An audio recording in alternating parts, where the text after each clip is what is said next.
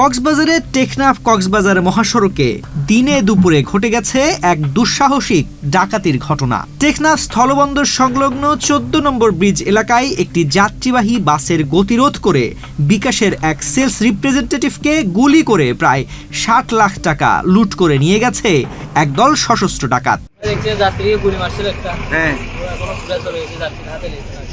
হাতে লাগছে।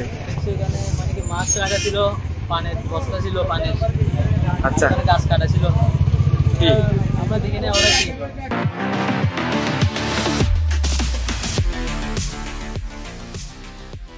জানা গেছে রোববার দুপুর আনুমানিক ২টার দিকে পালকি পরিবহনের একটি বাস টেকনাফ স্টেশন থেকে হিনলা ও হোয়াইক্যাংয়ের উদ্দেশ্যে ছেড়ে যায়। বাসটিতে বিকাশের ৩ জন কর্মী ব্যবসায়িক লেনদেনের অর্থ বহন করছিলেন। পথে টেকনাফ স্থলবন্দর সংলগ্ন ১৪ নম্বর ব্রিজ এলাকায় পৌঁছালে সশস্ত্র ডাকাতরা মহাসড়কে পেরেক মারা গাছের গুড়ি ফেলে ব্যারিকেড তৈরি করে বাসটির গতিরোধ করে।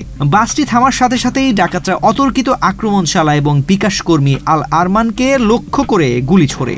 এতে তিনি হাতে মারাত্মকভাবে গুলিবিদ্ধ হন। এরপর ডাকাত দল বিকাশ কর্মীদের কাছে থাকা ব্যবসায়িক লেনদেনের প্রায় ৬০ লাখ টাকা ভর্তি ব্যাগ ছিনিয়ে নিয়ে দ্রুত চম্পট দেয়।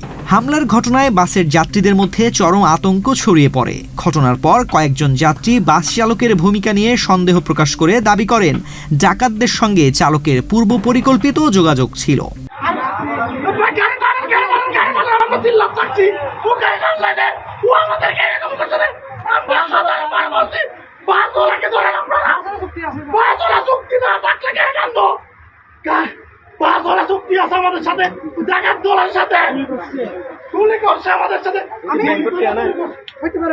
ঘটনার খবর পেয়ে টেকনাফ মডেল থানা পুলিশ, বিজিবি ও কোস্টগার্ডের যৌথ দল দ্রুত ঘটনাস্থলে পৌঁছায় এবং গুলিবিদ্ধ বিকাশ কর্মী আলারমানকে উদ্ধার করে হাসপাতালে পাঠানো হয়।